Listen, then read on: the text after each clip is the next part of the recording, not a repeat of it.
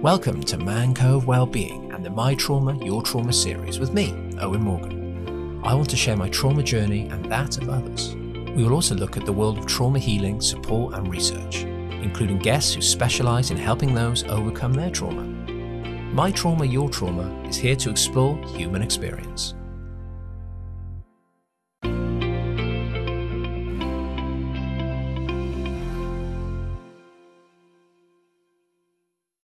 Welcome to Trauma Chat, where we invite on a guest to talk all things trauma. Please watch and listen with care. Some of this content may be triggering or may make you feel uncomfortable, so do press that stop button and take a break. Always put yourself first.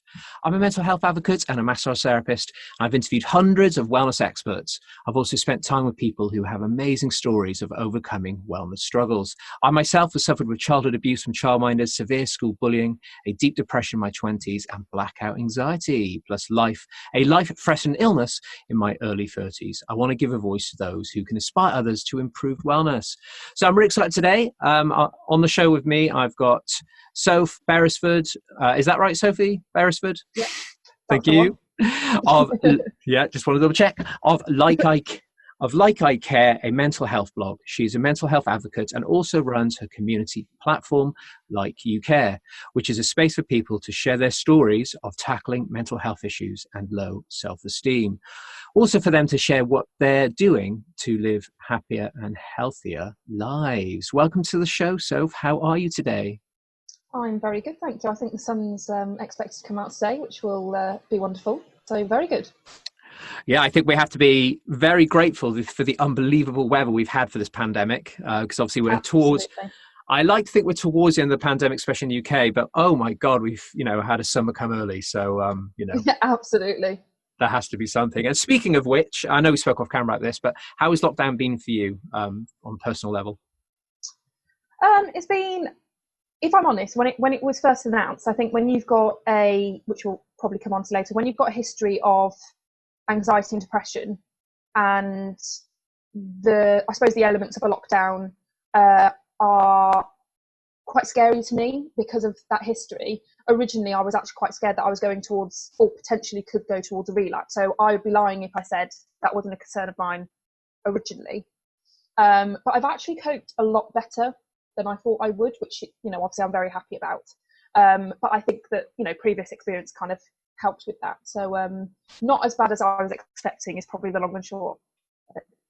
Oh, I'm glad, because I know a lot of us, we've been trying to hold on to the grateful parts of this whole experience and trying to be, as self-disciplined as we can, and not, like you say, go back down to those darker places because of isolation and not being around loved ones, and not even be able to touch. I'm a person that likes to hug, so I've really, really struggled with not having that interaction. So all of us have had to find a way to, personally have new skills to keep us going. And I know obviously with your line of work, it did allow you to not have that long stretch of time off. Yeah, no, absolutely. So I think having kind of a shorter period of furlough was a nice break, but wasn't sort of too long, where I found before that I needed distraction. So when I was at my worst, obviously I was offered to have time off as sick, but I needed that kind of distraction. So for me, having nothing to do isn't very good for me, because I know that I'll kind of wallow and I won't actually progress in any way. So I always like to have distraction. So having kind of 4 weeks off for furlough instead of maybe 3 worked out a lot better for me. So I'm quite grateful for that. Oh, that's good. It's so important to be self-aware too. You know what makes you tick, what may trigger you, what may make you feel better. That awareness alone is sometimes the hardest part, and you've got that. So that's really, really cool. And I'm sure we'll talk about this when we find out more about what you're up to. So before we sort of dive into the topics that we're talking about today, do you just want to let everybody know at home a little bit more just about the work you're doing with your mental health advocacy Instagram page and stuff? Just want to let us know what kind of reason you set that up and what it means to you today. Yeah, absolutely. So I was first sort of diagnosed with anxiety when I was 19, I think it was, and I think I've suffered with above average anxiety for maybe a little bit before that, but it got to a stage where it was getting a little bit out of control, and I would stop doing things. I'd sleep just because then I wouldn't have to deal with the emotions that I was feeling. And I think my mum recognised that actually the way that I was dealing with things wasn't quite right. So mum actually put me in contact with a counsellor, and I started going into counselling, and that's when it was kind of revealed to me that I maybe needed some professional support. And then things sort of got better, and then when I was I was about 19, so during that time when I thought I was kind of getting better, my dad was diagnosed with terminal cancer, and as you can imagine, that's set off my anxiety again, because it was something we completely were not expecting. He'd been ill, but you kind of come up with a number of different reasons as to what that could be. None of us are doctors or anything, and then understandably I then had to have more support then, and it's kind of been an on and off issue for me up until now. I wouldn't say that I think I manage my anxiety. I don't think I'm free from it at all. And then the depression kind of came in when I was about 25, and that's kind of dealing with the depression and anxiety together really knocked me sideways, and that's when I hit rock bottom really, because managing anxiety alone was quite overwhelming, but then when you team that with depression, it just completely knocked me, and depression I wasn't equipped for. I hadn't experienced it before, so once I'd come through the other side, let's say, I decided that I was going to use a really horrible experience to help other people, because I know quite a few people who have had similar experiences, whether it's those specific mental health issues or others, and I still feel as though there is still stigma around talking about mental health. So I wanted to do my part in terms of making sure that people were talking about it, and that's when the blog started, and then I've kind of built on that through social media, etc. So that's where it all began, let's say. Yeah, thank you. And, I've heard this story time and time again. It's the same for me. I totally get it. When you have anxiety and depression together, oh my God, it's so overwhelming to have completely ends of the spectrum. Anxiety be such a highly intense sensation, and depression being such a kind of shut down, non-motivational state. It's tough when you're fleeting around like that, and that dysregulation, really, really tough. And I think that it's difficult as well, because I think that people think they know what depression and anxiety looks like. They think they know what the typical person with anxiety and depression, they think they know what they look like. And I've always been very extrovert, very, on the outside seemed very confident. And when I revealed to people that I had anxiety and depression, people couldn't believe it. I had family members questioning whether I really had anxiety or depression, because people think that they know what it looks like. And I'm a living example of the fact that on the outside, you can look great. You can seem as though you're absolutely loving life, and you can seem really, the life and soul of the party, let's say. But behind closed doors, you can really be suffering. And I think that that's the other way, is I want to kind of combat myths around mental health and get people to talk about it more. Yeah, certainly. And I think people sometimes forget that it's not something that you necessarily have constantly 24/7. There could be elements of your life that feel safe. Work may feel safe, but your personal life doesn't. So, it's not all day long for many of us, especially on a sort of mainstream level. It's kind of just in and out, and people may not notice if you don't share it. I totally get everything you're saying. It's so, similar to my stuff, especially in my 20s.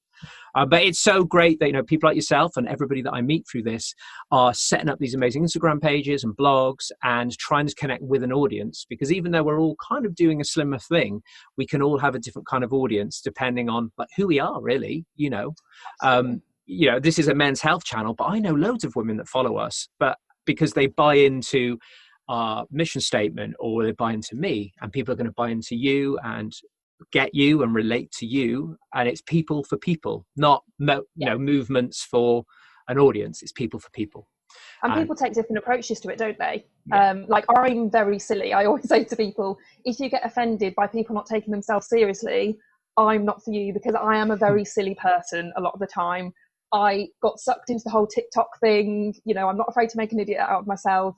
And I do like using humour, obviously sensitively, to break down talking about mental health. And I suppose that's my unique angle, if you like, is that trying to incorporate humour makes it slightly more inviting for people. So I try and do that, but obviously, as I say, quite sensitively. That's the thing. It's trying to get enough of you in to what you're doing, but then obviously making sure that you're ticking all those boxes to be sensitive and safeguarding and all that kind of stuff, and making sure people are okay. So I think it's quite a natural thing that a lot of us that do this kind of thing have. It's more of a natural thing. You know, you're extrovert, which is going to help you in a blog and video setting. So that's quite Yeah, helpful. And people don't usually think of extrovert and these mental health things that we're talking about being linked, but of course they are. You know, I've worked with actors for years in my massage work. Most of them super extroverted, but really struggle mentally and emotionally outside of the stage. So, you know, it's not all as it seems, is it? no, absolutely not. These things. So we're going to sort of dive in. Thank you so much. That was such a really good way to get a little taste of what's gone on for you. But we can dive into some of it now, which is going to be great. But I ask every member of the community and every guest the same question. So I'm going to throw it your way. So for you, Soph, what is your definition of trauma for you? What is it? So I think for me, trauma's an experience that an individual can have that can have a long-term effect on their mental health, which obviously then if something has an impact on your mental health, it can have an impact on physical health, etc. But I think that trauma is something that doesn't necessarily leave you. It's something that you learn to manage. So you can, perhaps there's certain triggers that you learn to avoid, or you try to make sure that you limit those triggers. But I think that there is a long-term, the main thing for me is that there is that long-term impact as a result of a specific experience that you've had.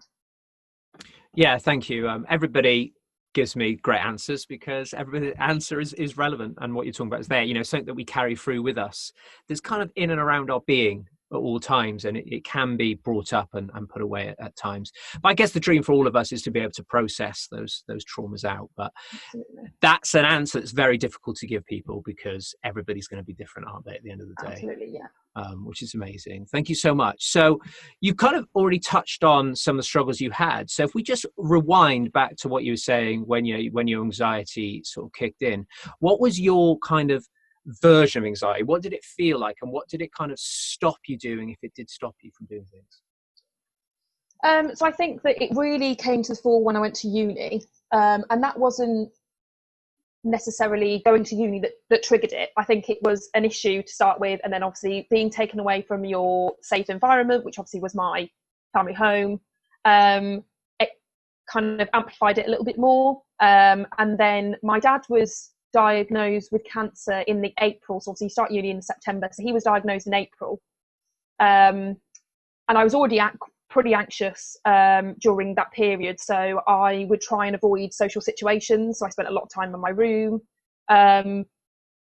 Being a student, alcohol was, very much part of the student life. So I think that I definitely used that to mask any emotions that I was feeling, and I could very easily use that as an excuse because everybody was drinking a lot. There was a lot of parties. So any situation where I had to perform, or I had to, so that could be as simple as going to university classes. I didn't, I just didn't want to be there, and I would find every excuse possible to not have to go. And that kind of progressed as I continued university, to be honest, and stayed with me until I was in my final year. And I actually did 4 years because I did a year abroad. So for me, it was that fear of being judged, having to physically leave the house was an issue a lot of the time. And as I say, I would come up with as many issues as possible. Having that constant feeling that bad news was coming as well was quite overwhelming. So I would always be checking my phone, ready for something to come through, for somebody to tell me some bad news. I was always on edge, ready for something bad to happen. And that was, it was quite overwhelming because I would have physical sensations of being, of physically shaking, as I said before, just wanting to sleep all the time. So I just could completely stop my mind. Obviously, heart palpitations. At that stage, I didn't experience panic attacks. Unfortunately, they've come in the last few years. So I suppose I was lucky, if you like, at that stage that I wasn't experiencing that. But I've had them since, and that has been a new element to anxiety that I've had to learn to manage. I've had to recognise what my triggers are, because anybody that's experienced panic attacks knows that they are awful. So yeah, that's kind of how my anxiety made me feel. And then obviously depression's different again. I kind of recognised that that was an issue when I just lost. I didn't want to do anything anymore.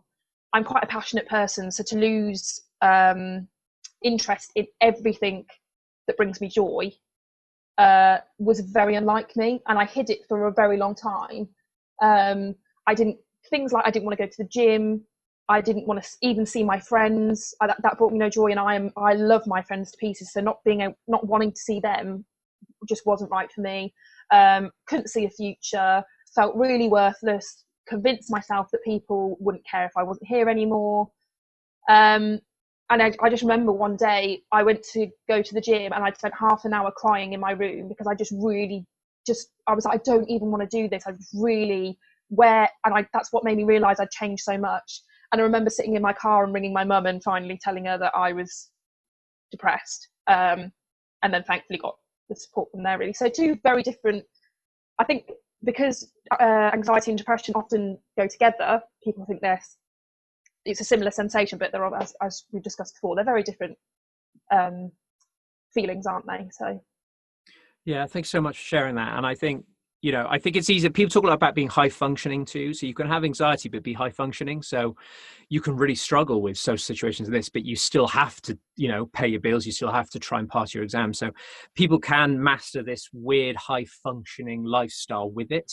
Whereas I think with depression, it's a lot harder to do that. It's a lot harder to be high functioning when you're depressed, because everything you're talking about, I totally get it. I've been there. Like, I've had blackout anxiety. I was fainting. So I know exactly what panic attacks feel like.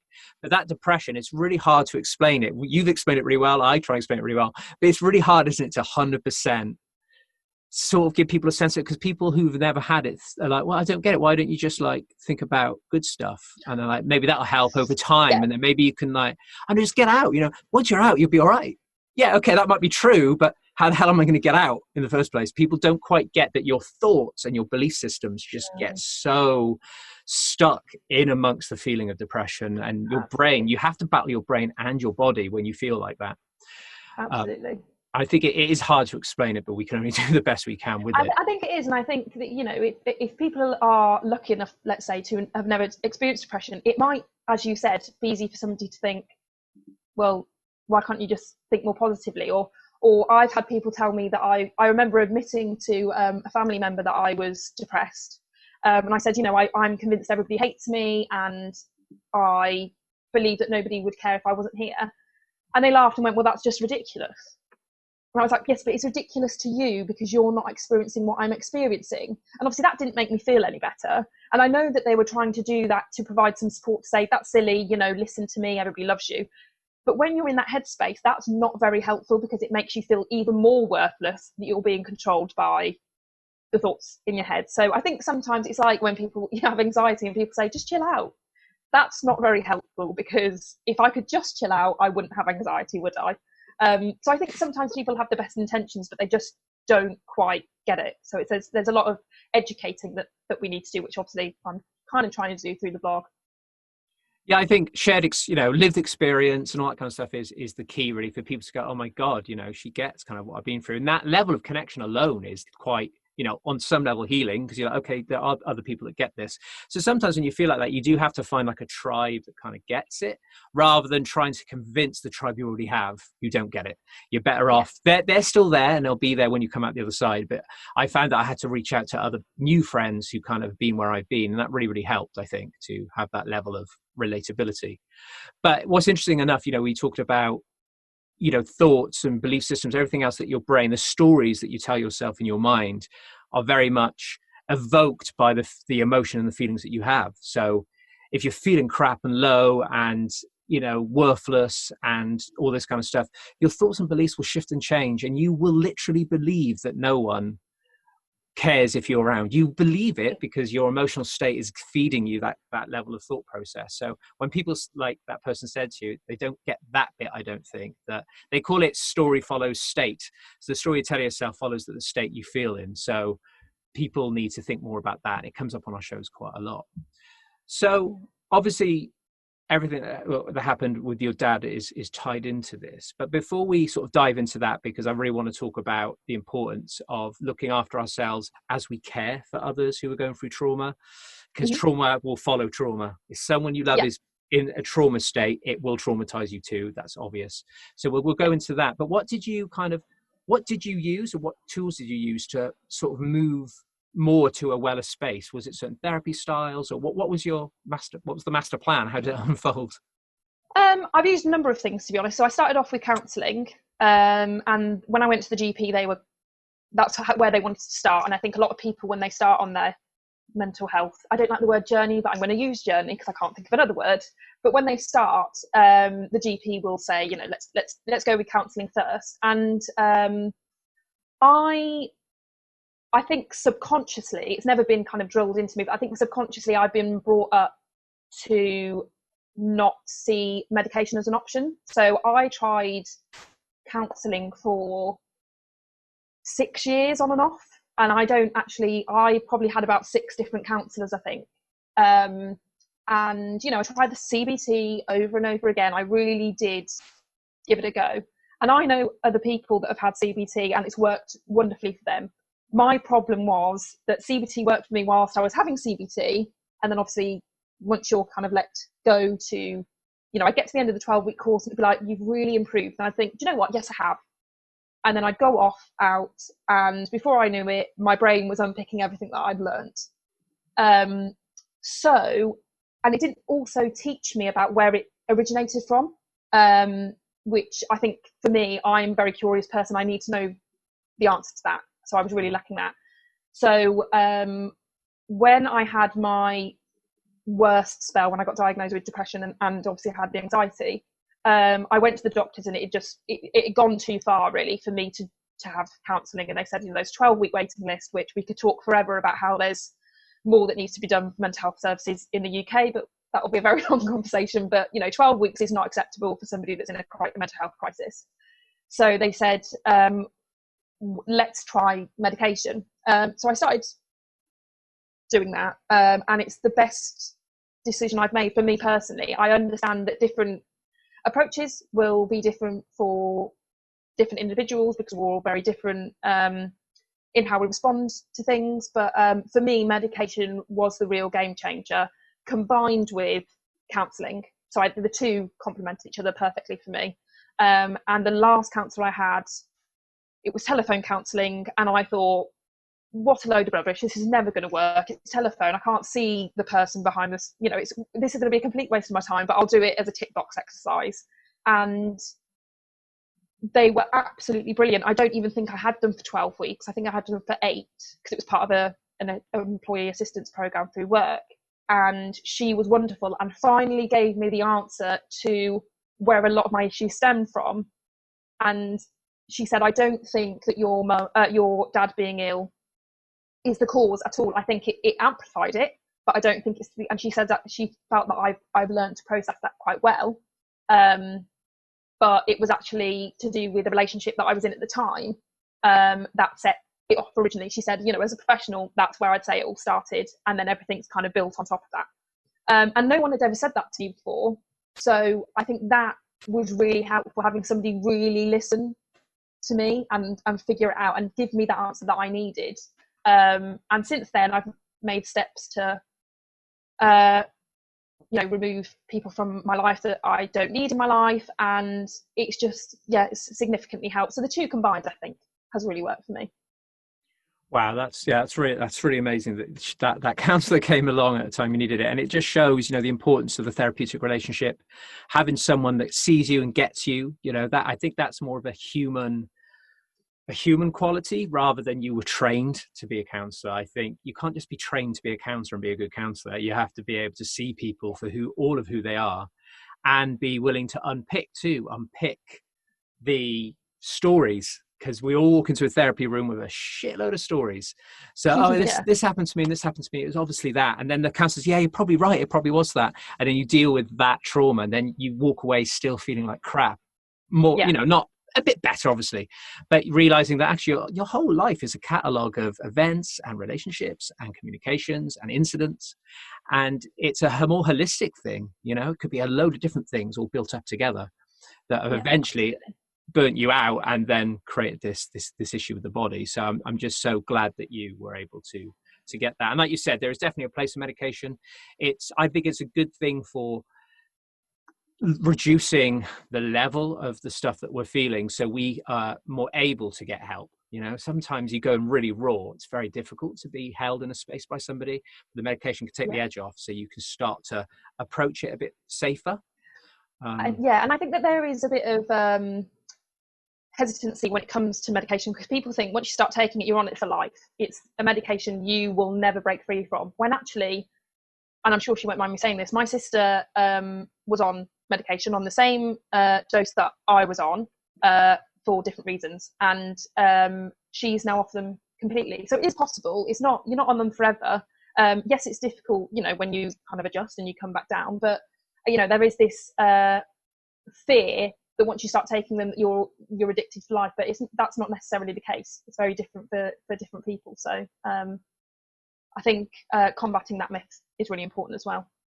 Totally. And I think that story playing out of medication normally comes down to the person's kind of values moving forward. Do they want more from their life? Do they have aspirations? Do they want to heal? A lot of people don't even want to heal. A lot of people kind of are like, oh, this, I've got this thing, so that's it, really, I guess. They've lost the kind of, it makes me so sad, they've lost the spark that makes you want to have a personal development quest, journey, whatever you want to call it. And getting that is the key, I think, because then you can move through it. But so many people, and I feel so, so sad for them that it's got so bad that they see no hope. And once you've lost your hope, then that's where it becomes so tough. But there's so many stories like yours, which is, you've got the spark, I can tell. You want to get out there and help people too, and that's absolutely amazing. So it's interesting that you said, obviously, it turned out that it wasn't necessarily in relation to your dad, even though that is a massive trauma. But those, if you had relationship issues and stuff, that is a lot more of a long-term trauma. Like little things that happen in relationships every day, they're like little mini traumas all the way through. It really starts to shape your identity and how you look at yourself and feel about yourself. So it's interesting that you said that. But just touching on the journey with your dad, how did you find kind of the experience of, like, for you and your whole family, holding that space and having to grieve together and all of that kind of stuff? Must have been, it's a whole different kind of trauma that we don't talk much about on this show. We talk to people about their trauma, not looking at somebody else's and trying to cope with being the strong one. Did you find you had to try and stay super duper strong for the family? Yeah, I think I definitely, and I don't think my family would mind me saying this, I think I definitely tried to occupy that role, very much so. I think that, and I talked about this in blogs before, I'd say my other family members historically are better at publicly expressing their emotions. And I think I'm better, but I used to be awful. And I used to think, if you cry, you look weak. And I want to be a strong woman. And I had this, I'd almost brainwash myself into believing that if I was publicly upset, that I'd be letting people down and I needed to be the strong one, because throughout my childhood, dad was the strong one. That's not saying mum wasn't, but mum was very comfortable expressing herself publicly emotionally. They're two different individuals, and I've got a lot from each of them as parents. I'm very lucky in that sense. It's the perfect coupling as parents.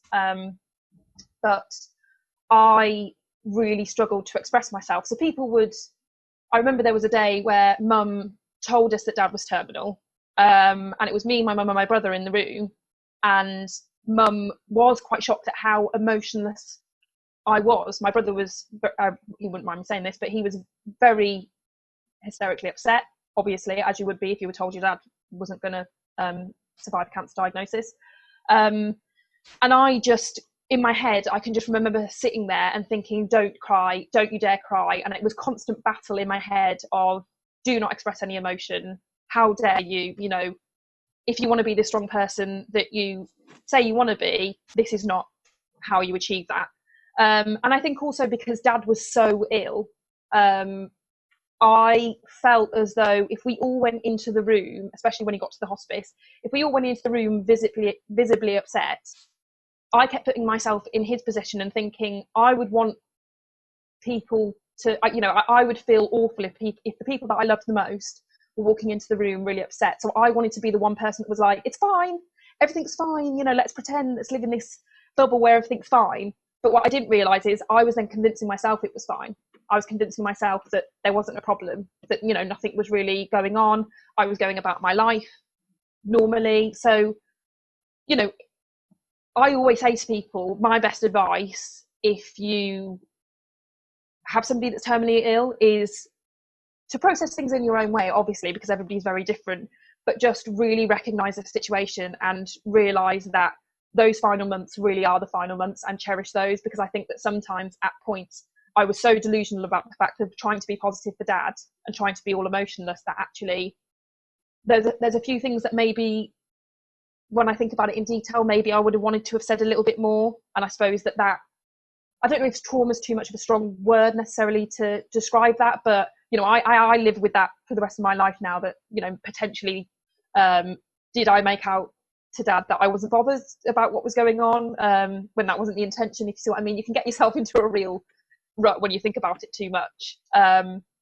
But I think physically seeing him, so he was a clinical trial at the Christie Hospital in Manchester, which is, I think it's the top cancer hospital in Europe, I think I'm right in saying that.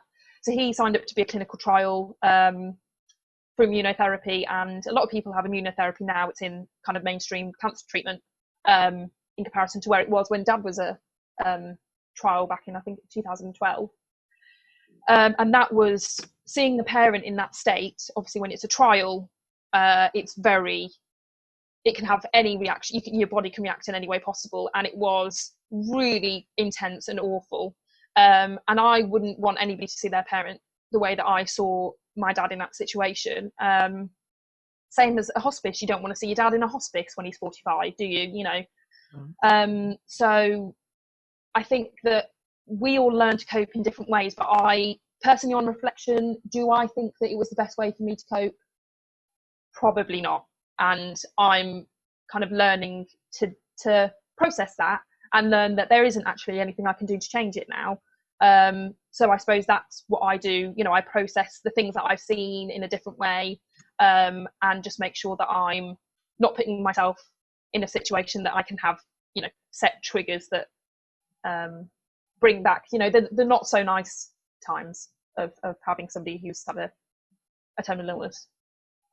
Yeah, thanks so much for sharing that journey with us, because so many of us don't realize that quite often we do the best we can with the tools we have, the resources we have, the coping mechanisms that we have in that moment. We should never question or judge ourselves for that. It's the best we could do. It's like with parenting, you know, you look back and think, I wish my parents had done more with this or this or this, but they did the best they could with the resources and the tools and where they were at. You know, if we start getting angry with people and having resentment, there's no hope for us to feel at peace, because there's always hanging around and lingering around us. And, you know, if I've learned anything on my journey, speaking to all these amazing people and, you know, bringing mindfulness into my life and compassion therapy and polyvagal and somatic, so many of us don't want to feel suffering, obviously. But you have to feel everything in life. You have to feel the joy. You have to feel suffering. It's terrible. It's horrible, but you have to feel it. It's the only way you can process stuff and move forward, but just feel it in a safe space. So if you're going to feel like crap, do it around someone that makes you feel safe, or an environment that you love. You know, a lot of people go into nature and have a good cry. They'd rather cry out in nature than cry at home, because nature feels more open and more freeing. But until we start to feel that suffering, we can't we can't feel that way. And when it's in a family dynamic like you had, where everyone's got individual suffering, all dealing with it differently, and then the Yeah, and actual a different relationship as well. I think that's the thing with grief. It's not a one size fits all at all, and that's something that I'm really fiercely vocal about, is the fact that the way I process my emotions is different to how my brother does, because a son and a father's relationship is different to a daughter and a father's relationship. My relationship with my dad was different to my relationship that my sister had with my dad. My mum and dad, they had a separate relationship. Do you know what I mean? So we're all grieving in different ways, and nobody's approach is there's no guidebook on how to grieve. We're all dealing with it in different ways, but the one way that I suppose as a family, we're very lucky that we're very, very close. And I think this has in fact brought us closer together as individuals, having a relationship with each other, but also as a group. And I think my dad would be really overjoyed the fact that we've come together as a family, and we're really there for each other, and no conversations are out of bounds. And I know that I can ring, it's Father's Day the other day, and I know that I can ring my brother and my sister and express those emotions. Equally, this Father's Day, I just didn't really want to talk about it, and my brother and my sister respect that, whereas my sister wanted to talk to people. So it's we all deal with it in very, very different ways, but nobody's way is the right way. So I think it's good to respect that when you're all going through a similar experience. Is just respect that people have different ways of processing what they've experienced. Yeah, totally. In those dynamics, you need to all be like, look, we're all in pain right now, so let's all do what we need to do, but let's make sure we also keep an eye on each other as well. It's a weird conversation to have when everyone's feeling terrible, but it's really important. And you see it in films quite a lot, but one of the most powerful moments you can have with another human being is if you are feeling so terrible and you're about to burst into tears, or you're angry, but there's someone next to you that just wraps their arms around and says, just do it, just go for it, scream, cry. They'll still hold you while you do it, but that level of connection whilst you release it makes you feel super, super protected. So you can just get it all out, and it's such a cathartic release of trapped emotion. And it's such a simple thing, but sadly, as we know from this show, so many people don't have those connections, and that's really tough, because a lot of us don't want to connect deeply to people because it's too hard, which again is a different form of suffering.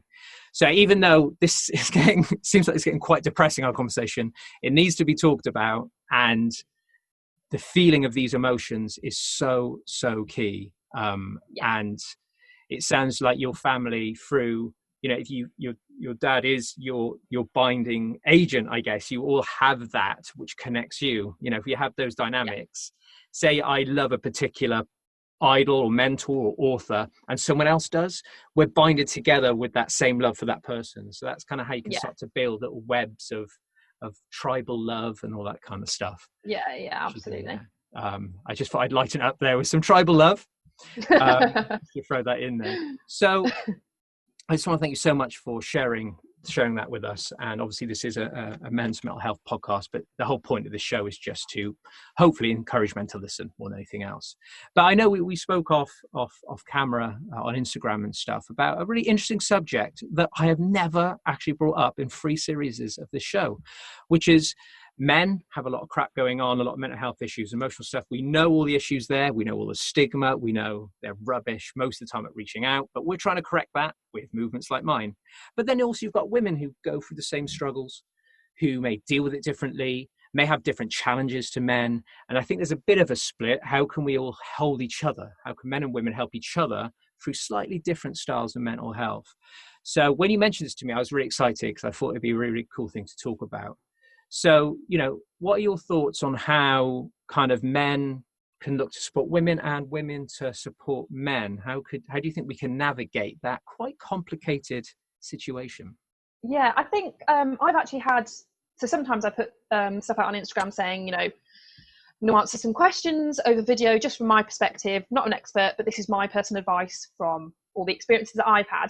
And one of them that has been reoccurring is, how can I talk to my partner about how I'm feeling in terms of, and I know that this is for some people, it's like, oh, a horrible word, but like when it's your time of the month as a woman, you genuinely, and I know that we joke about it, but you genuinely change.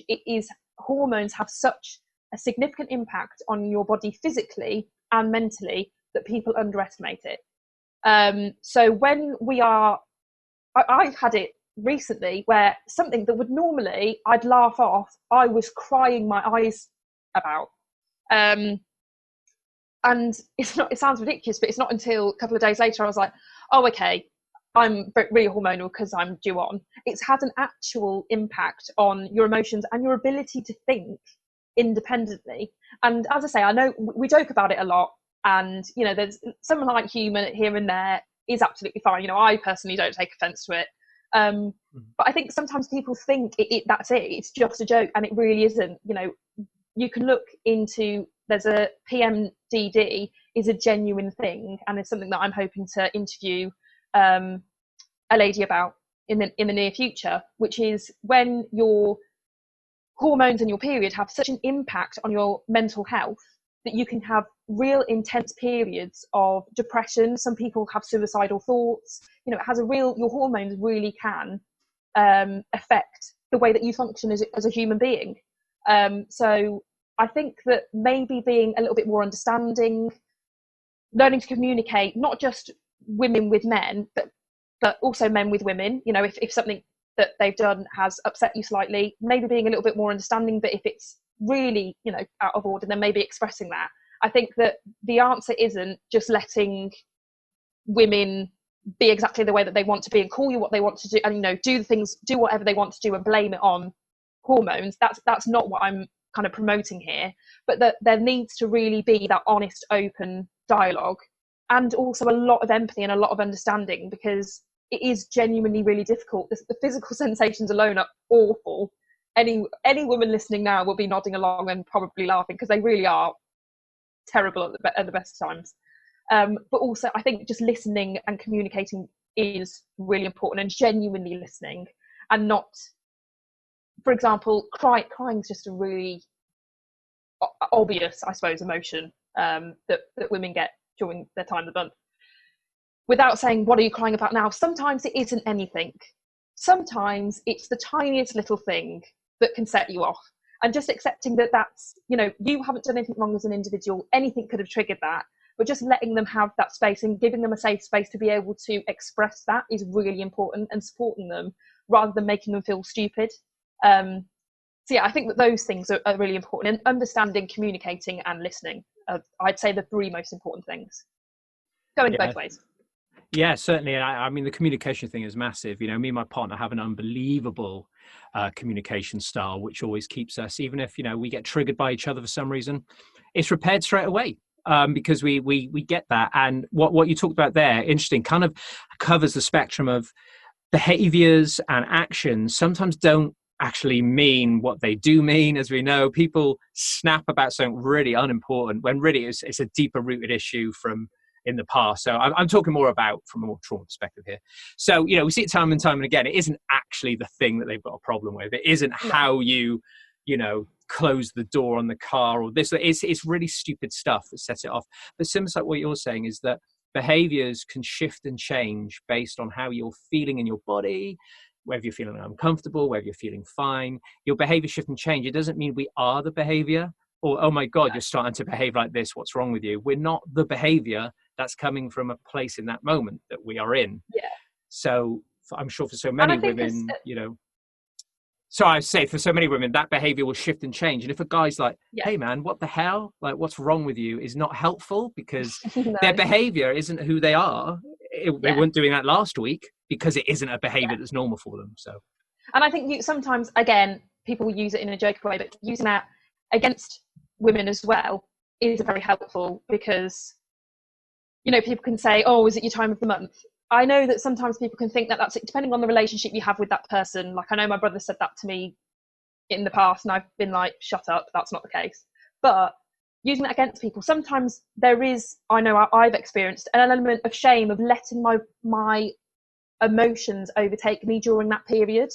No pun intended, but you know, when you can't control it, you do feel a lot of frustration, because you feel like you're being hijacked. You're like, hang on a second, why can I not control these emotions that I'm feeling? They're in my head. Why can I not control them? Which anybody that's had a mental health illness will understand that, because that's what mental health is, where you're being hijacked by something that you feel in that moment you can't control.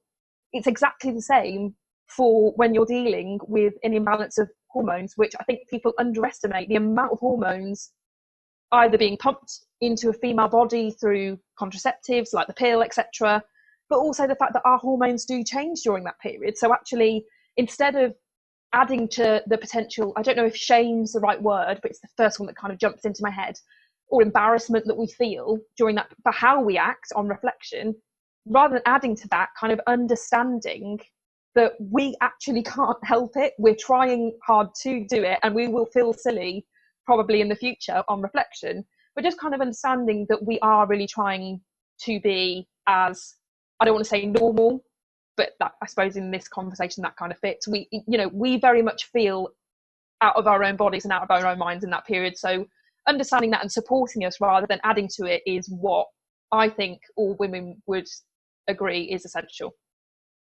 Yeah, certainly. And I think I like to think of it as self-loving awareness. So you may do something or say something. So rather than getting wrapped up in resentment or shame for yourself or whatever, it's just to be lovingly reflective and go, yeah, that's obviously not me, and just reflect on it from an observer perspective. Then you don't get hooked into what you're doing, and just having that level of self-care is key. That's key for life full stop, obviously, and mental health especially. But this is another example of self-awareness, self-care, and good communication with partners, bosses, or whatever it may be, because you shouldn't have to deliberately not do stuff that feels in that moment you need to do it because you're just squashing things. If you feel like you need to just lash out a sec, not directly at somebody, but if you feel like you need to, then just bloody do it, because otherwise that's not being authentic. Just be authentic in the moment. If you feel like absolute shit, just be authentically feeling like shit. Absolutely. Because it makes you who you are at the end of the day, and it doesn't mean to say that's who you are. So, that's really amazing. So it's really, really interesting subject, and really interesting because obviously the dynamic of this interview. So that's really, really useful too. And I feel unbelievably, shamefully blessed to be a man. I feel terrible sometimes about it, that I really don't have to go through much, and I feel kind of shit about that. I guess that's my empathy, but all I can do is support others, and that's it, isn't it? That's as you said, that's all you can do, and that's all I suppose we're asking for is some understanding of the fact that it's not just a little bit of tummy ache. Sometimes some people can't work because it's so painful, and I've had periods where I didn't mean I just keep saying the word period as a pun, but you have certain times where it's so excruciating, it's woken me up and I've been up for hours. It's real pain combined with the emotional impact. Sometimes it's just awful. It's a real challenge. Yeah, like I said, I can't compare to it, so I'm not even going to try and compare to it, and just just as a human see it that way, and I'd have a kid in a heartbeat if men were allowed to have them, just so my partner doesn't have to do it. That'd be great. Do my bit, because there's nothing I can do with match anywhere near that. I mean, childbirth is just the most unbelievably amazing thing ever. And actually, I guess in some way I'm never going to get to experience that, so maybe I can look at it that way. Maybe as a man I don't get to experience the beauty of that experience. So I guess it all goes full circle, but it's interesting stuff. So I mean, from the perspective of, I just asked you the question straight up, do you think it's that the experiences of anxiety and depression differs on gender, or do you think it's just pretty much the same thing, really? I guess it kind of is, I suppose. I suppose, I don't know. I suppose I can only tap into my own personal experiences. I suppose the only way that I think it differs, and I'm open to being wrong about this, is when I lived in France and my anxiety was bad. It hadn't kind of, it was still very much a part of my identity. I would have a real fear, and I don't think this has anything to do with French culture. I think it's just in general. When you're a woman, you do have a fear. You're aware of the fact that you physically, in a lot of cases, you feel vulnerable. And again, we all joke about the fact of being catcalled, but actually it can make you feel very anxious. And I think that's not a lot of things that, people will probably roll their eyes and think, oh, well, it's a compliment if somebody catcalls you. Well, actually, a lot of the time it really isn't. And it's something that a lot of men don't have to deal with. They might deal with it once in a blue moon with, you know, on a night out with a bunch of girls who won't say anything particularly vulgar. I've had some really disgusting things said to me in public. And that has raised my anxiety because you feel vulnerable. I've had people say that they're going to get on the same bus as me and follow me home. I can't imagine there's a lot of men that have had to deal with that, with a woman saying that they're going to follow them home, and how uncomfortable would they feel, you know. Again, I can't empathise because I'm not a man, but you know, those kind of situations, I suppose anxiety in that sense, we experience slightly differently. So in that sense, I think it is different, but generally across the board, I don't know if general anxiety, let's say, and depression does affect people in different ways. But I can only talk about my own personal experience. I think that in terms of getting support, it's similar. Although, you know, we see in the news a lot of the time that men do struggle a lot more than women to come forward and get the support. And I think, you know, I'm a massive advocate for getting more men to talk about mental health. And, you know, I know that suicide is one of the biggest killers for men. And I think it is essential that we get the support that men need out there in the community, so that isn't the case. So yeah, I suppose in that sense it differs, because I know a lot of women, I know more women than men who are talking about mental health. So in that sense, I suppose on paper, in facts, there's a clear difference. Yeah, it's interesting. I threw it out to you because I was really excited to see what you say, and now my little brain's going, oh, okay, that's interesting. And you're right. I think it's like a 3-part process. So I think the central bit, that the feelings that we're talking about, the anxiety, depression, the actual sensations, I think are similar for both. But I think the build up and the ending is completely different. Yeah. So yeah. The feelings are the same. You go through the same process. We're talking about the ending. People reaching out for support is a completely different process. Men feel a lot more isolated, even though they're technically not isolated, because there's loads of great services. That's how society makes them feel. So they've got a deep loneliness, and I think that's where the suicide comes from. They feel like there's no hope, whereas women may have more hope because it's more mainstream, there's more services, there's so many amazing women's groups and movements, way more than men's groups. So you've got that. I think that's different. But the beginning, so I think it's harder for men at the end, but it's 10 times harder for women at the beginning, because the things that you see and hear and how you feel is completely different to us. Like the vulnerability for you is just out of this world. Like you said, you know, as a woman, you're going to feel in a social situation, your social anxiety would be different to mine. Your social anxiety would be around, you know, sleazy guys and being followed home and, you know, all the potential, you know, sexual things that can happen. Whereas for me, I wouldn't feel like that as such. So my social anxiety would be a lot lighter, but it'd be much more about people will think I'm rubbish or they think I'm fat. It's a different story. It's not the same thing. I'm not going to feel what you feel. I'm not going to feel exposed in a room. Do you know what I mean? And yeah, I mean, I do, even that, not as much now, but I have had times where I've actually considered what I wear out. That is ridiculous. I should be able to wear whatever I want to outside, but it's been so bad in certain situations, and again, driven by my anxiety. So I know that the average person probably doesn't think like this, where I thought, you know what, I cannot be bothered with the attention. And I'm not saying that in a vain way. I'm just saying I think that it would happen to a lot of women. So do you know what? I'm going to cover myself up as much as I want to, because hopefully that will detract attention. I shouldn't have to do that. You know, I shouldn't have to go. At times, I remember when I'd exercise, making sure that I was as covered up as possible. You know, wearing trousers instead of shorts. That is ridiculous. That I should have to eat. That should even come into my mind. So yeah, I think in that sense, the vulnerability does make me feel uncomfortable at times. I can't say that it dictates my life every day now, but I've had, you know, situations in the past, which was probably when my anxiety was at its worst, understandably, which was why I was kind of attuned to these sorts of things. But yeah, it's silly really to say it out loud, but it's the truth. Well, it's kind of a level of respect thing too. You know, all of us deserve to be treated with respect. So regardless of gender, race, whatever, we all deserve respect. You should be able to walk down the street without a man saying something really crude or whatever. You shouldn't feel like you're being stared at. You deserve as a human being a level of respect. We're not even talking about genders and race. We're talking about respect as human beings. Absolutely. And that's where I think society hasn't really got anywhere, probably ever. that's always, for some reason, that's always stayed the same. Those dynamics, we're seeing it now. Black Lives Matter. There's so much more work to do. We are still Definitely. nowhere near complete inclusion of all people being treated with respect and kindness and without judgment, discrimination. And as sad as that is, don't get me wrong, there are billions of beautiful human beings, obviously. So it's a minority, but it's still way too big, you know. Yeah. So it's you know, you can't compare these things, obviously, but what you're talking about is kind of spot on. I'm never going to be like, oh, should I? Maybe those jeans are a bit tight. I'm not going to have to think about that. And like you said, why should you have to as well? It's ridiculous.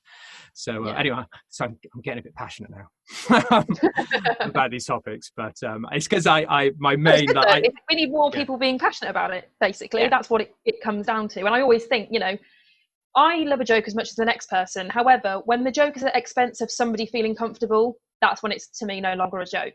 So, and also I always want to say to people, the vast majority of people that are probably catcalling or making somebody feel uncomfortable or vulnerable, would you like that if it was your mum, your sister, your partner? You know, you would be the first person to probably step in and say, don't make them feel like that.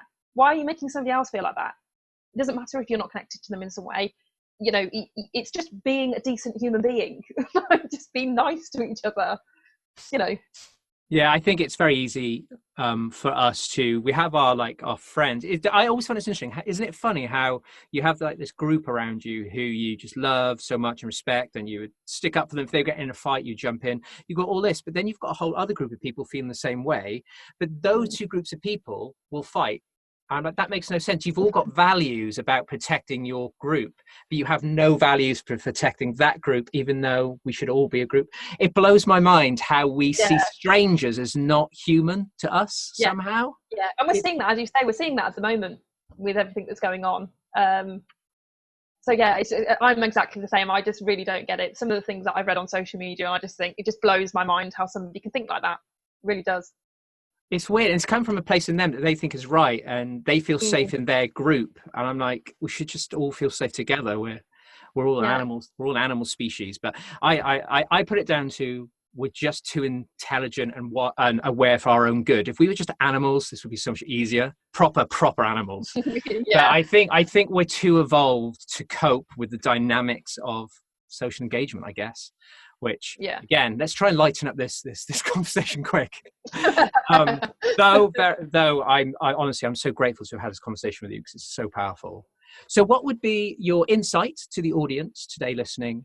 If someone's going through a tough time, be it men or women, what would be kind of your bit of wisdom to send us off on the show today? I say this a lot because I really do mean it. Reaching out is not a weakness, and the reason I say that is, for me to not reach out took far less bravery, and it's not me judging people, but it took far less bravery than for me to sit in that GP's office and say, I've got a problem. That takes a lot of bravery, it takes a lot of courage. And I don't say that to scare people. I say it in terms of, you are not weak. Sitting in that chair takes a lot of strength and is the first step in the right direction. So don't think that by reaching out it makes you weak. It makes you very much the opposite, is my first piece of advice. Also bearing in mind there really is support, and just, you don't have to access the support right now, but just looking at what is available to you so that you can access it as and when you need to is really important. You know, there's charities like Mind, etc., that they have so many great resources, and they're constantly building, as the charity grows, they're constantly building the resources, so to check them out. And also, given that I've benefited from it myself, a lot of as mental health is a discussion that's being talked about more and more, a lot more organisations have these employee assistance programs with mental health support. Again, checking that out and exploring that. It's free in most organisations. I'm pretty sure it's a free resource. So checking that out and actually benefiting from it, because I certainly did. And if other people could do the same, I think that would just be wonderful, if it's, especially given it's a free resource. So to check that out. That's amazing. Thank you. And I kind of like to think about it as, you know, you don't want to go from 0 to 100 on your kind of like, I want someone, I might need help. You can't go from 0 to 100. You can't go from, you know, hardcore depression to, yeah, cool, let's give them a call. You have, like you said, you have to maybe get a 20% in there, have a little look around, see what's about today, maybe next week, have a little look a bit more. Like you said, kind of dip your toes in is a really nice, safe way, isn't it? To begin absolutely. that approach. And that's especially for men. That's why we have this channel. That's why we do educational videos and stuff like this. So people can listen in, have a little sneaky listen, see what kind of things people talk about, give you a little bit of insight. And it's so powerful. And that's why obviously what you're doing with your movement is so powerful too. So is your movement mostly women based, or is there some stuff in it's there? quite broad. So we have Like I Care is the name of the blog. And that is me. That section of the blog, I suppose, is me writing about my experiences. So I have different topics. So I cover mental health, self-confidence, and then recently I've started putting in fitness because I work out a lot and feel that kind of fits into this whole idea of improving well-being. Then I have a completely separate section called Like You Care, which is part of the same site, so it will be on there. And that's where I interview people about different experiences that they've had. So I've interviewed a friend of mine about PTSD and how she used cold water swimming as therapy. Nice.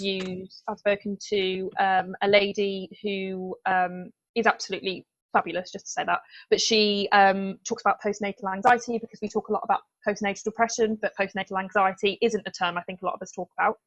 And then I'm going to put up an interview that I've got with another fabulous young woman in the next few weeks, which is looking at how she used yoga to combat an eating disorder. We hear yoga for anxiety and depression, but an eating disorder, often people don't put those two things together. So it's a way for me to share other people's experiences in the hope of inspiring people to think of different ways that they might be able to get support. As I say, PTSD, you'd often think about counselling and therapy and medication. But this is an example of sometimes there's other avenues that you can take. So it's, speaking to real people about real life experiences in the hope of providing a community for people to access support. Wow, sounds absolutely amazing. Like, it sounds like obviously anyone can come along to your Instagram and see what you're doing, and so it's just an open forum, isn't it? Which is always nice. Okay, don't go anywhere. I'm going to ask you what you're up to next before we go. I'm just going to thank our patrons second, and then we'll find out what you're up to. So I just want to do a big shout out to our patrons for all of their support. Honestly, your donations every month allow me more time to do this. I can't thank you enough. You're all amazing, all 9 of you. I love you so much.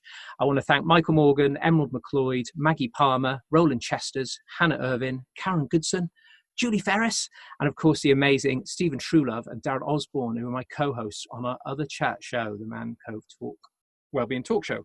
You can sign up to the Man Cove Wellbeing community at the link in the description of this video, or visit www.patreon.com/MCW. There's some other benefits on there. And if you want to get involved in what we're doing in any way, want to send me stuff, become a podcast guest, let me know. We also just launched Poets of the Cove. So if you're a poet that writes about mental health, get in touch with me, because we'll turn them into amazing short films and get your message out there. Absolutely awesome. You can find out more about us at mancovewellbeing.com. So, Soph, what's the plan for the future? What does life look like 5 years from now? What are you going to be up to, do you think? I hope that, obviously, writing is a massive passion of mine. So I'd like to build the blog more. I want the community to be bigger. And then probably, if things go my way, have some physical products that will help support people day to day with mental health, work with a few more charities, and also the big dream would be to write a book, kind of exposing mental health in more detail, but from more of a fictional perspective rather than non-fiction, if that makes sense. Nice. So we will see. Hopefully all the stars will align, as they say, and that will happen. But I'm certainly going to keep going with the blog and making sure that more people get the support they need, and mental health no longer, play my part to make sure that mental health is no longer a stigma. Yeah, no, it's amazing. The more people like us just keep doing what we're doing, and it will be what it needs to be. It will flourish how it needs to flourish. And I think it's so important for all of us in this to all connect like we're doing today. All of us advocates all together will really strengthen the message. And I've got to meet yet another amazing human being on my journey. So I can add you to my list of awesome, human beings, basically, is how I like to think about people. Thank you.